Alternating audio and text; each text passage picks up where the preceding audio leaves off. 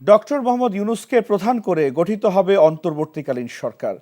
রাষ্ট্রপতি মোহাম্মদ শাহাবুদ্দিন এবং তিন বাহিনীর প্রধানগণের সাথে বৈষম্য বিরোধী ছাত্র আন্দোলনের প্রতিনিধিদের বৈঠকে এই সিদ্ধান্ত হয়েছে। মঙ্গলবার সন্ধ্যায় বঙ্গভবনে এই বৈঠক অনুষ্ঠিত হয়। দীর্ঘ ৬ ঘণ্টার বৈঠক শেষে একথা জানান ছাত্র প্রতিনিধি ও শিক্ষকরা।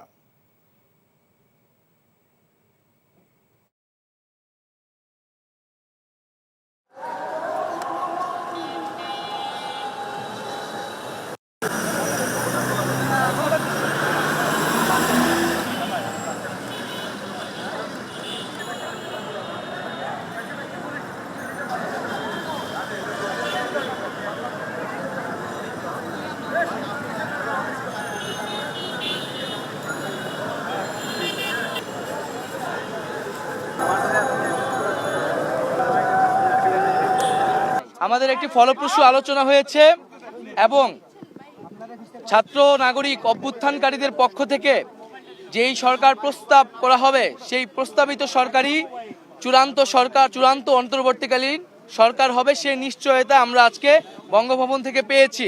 সরকারের প্রধান উপদেষ্টা হিসেবে সর্বজন গ্রহণযোগ্য নোবেল পুরস্কার বিজয়ী আন্তর্জাতিক খ্যাতিসম্পন্ন ব্যক্তিত্ব ডক্টর মোহাম্মদ ইউনূসকে প্রধান করেই অন্তর্বর্তীকালীন সরকার দ্রুত সময়ের মধ্যে গঠন করা হবে।